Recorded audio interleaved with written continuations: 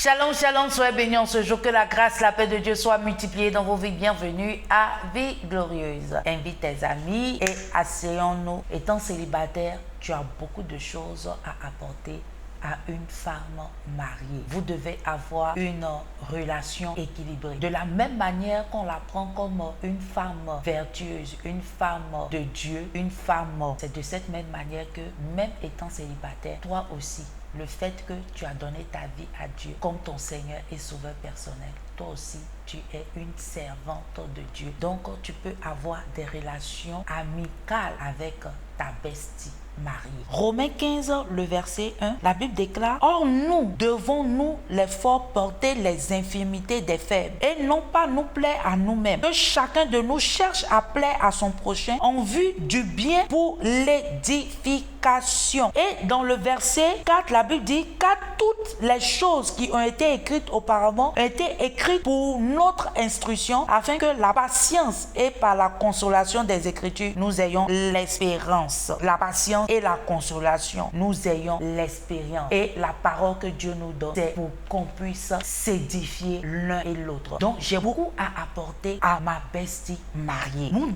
pouvons avoir des relations, nous pouvons parler de certaines choses, même sur l'église, même sur la parole de Dieu, comment même jeûner ensemble, comment même avoir des victoires ensemble, que ça soit dans la prière, dans certaines choses. On doit se mettre en accord. Cette capacité que Dieu t'a donnée étant célibataire, tu peux donner cette expérience aussi à ta bestie mariée. C'est vice versa. Elle aussi, elle va te donner ses connaissances. C'est important. Donc, ne te sens pas lésé parce que tu es à côté d'une femme mariée. Non, ne te sens pas lésé. Tu as quelque chose à apporter dans sa vie, que ça soit dans son travail, que ça soit dans elle-même ses relations, que ça soit dans ses luttes, dans ses victoires. Il y a des choses forcément que tu dois apporter dans sa vie. Tu peux pleurer avec elle. Elle peut même venir se confier à toi. Mais c'est des choses qui doivent rester en vous. Tout doit être fait sur la base de la parole de Dieu. Tu dois être un imitateur de Dieu. Donc, tu as beaucoup de choses à apporter dans la vie de ton ami. Et je prie en ce jour pour toi que tout ce qui est barrière, tout ce qui empêche ta relation d'avancer avec ta bête, que cela soit brisé en ce jour. Et que ce qui vous liait depuis, que ce lien-là soit renoué au nom de Jésus-Christ. Et si tu es là, tu ne connais pas le Seigneur en tant que ton Seigneur Sauveur personnel,